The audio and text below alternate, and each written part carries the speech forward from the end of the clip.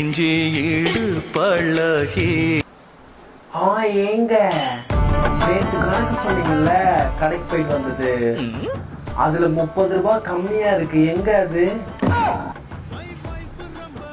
எனக்கு வந்து அந்த 30 ரூபாய் எடுத்து கொடுத்துருங்க சொல்லிட்டேன்.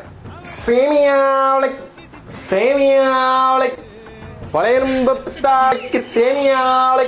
சேமியாவுக்கு அவர் வந்திருக்காரா? அப்ப வீட்டுல இருக்க பழசெல்லாம் எடுத்து போட்டுற வேண்டியதான். சேமியாவளை. அண்ணா அண்ணா, எங்க வீட்டுல நிறைய பழைய பாத்திரம்லாம் இருக்கு, போட்டுக்கிறீங்களா? நிறைய இருக்கா? நீங்க எடுத்துட்டு வந்துடுறீங்களா? நிறைய இருக்கு, நீங்க வாங்க வாங்க. சேமியாவளை. என்னன்னா வீட்டுக்குள்ளேயே அதையே சொல்றீங்க? சாரிமா, ரெண்டு நட நடந்தாலே எண்ணெய் அறியாம அதுவே ஆன் ஆயிடுது. இது எல்லாமே போட்டுருணும். பிளாஸ்டிக் கிலோ வந்து 4 ரூபா. 4 ரூபாவா? நிறைய தான் இருக்கு. அப்ப நிறைய. இரும்பு வந்து கிலோ வந்து 12 ரூபா. 12 ரூபாவா? போட்டுடலாமா? போடுங்க போடுங்க, எல்லாத்தையும் போடுங்க. எல்லாத்தையும் வீட்டுல இருந்து. இதெல்லாம் வெயிட்டே இல்லை சுத்தமா. 3 கிலோ.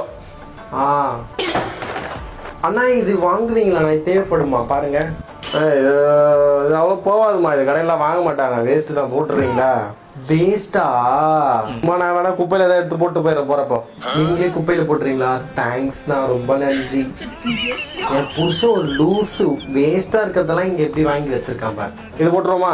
அண்ணா அது எடுக்காதீங்கண்ணா, அது என் மாமியார் மாமனார் போட்டோ. ஏமா அவ்வளோ அன்பா அவங்க மேல? அது தீய சக்தி, அதெல்லாம் நீங்க தொடாதீங்க. செட்டாம் புருஷன் இல்ல, செட்டா பிரிச்சிடலாமா எப்படின்னு பாத்துட்டு இருக்கேன் எல்லாத்தையும். பிரிச்சுக்கோங்க, உங்க விருப்பம் தான் அது, எனக்கு ஒன்றும் பிரச்சனை இல்லை. என்னம்மா ஏதோ சர்டிபிகேட் மாதிரி இருக்கு இதெல்லாம்? ஆனா இதெல்லாம் என் ஹஸ்பண்ட் படிச்சு முடிச்சுட்டாருண்ணா, அப்புறம் தான் கொடுத்தாங்க. இது சும்மா தான் இருக்கு, நீங்க போட்டுருங்க. இந்தாங்க.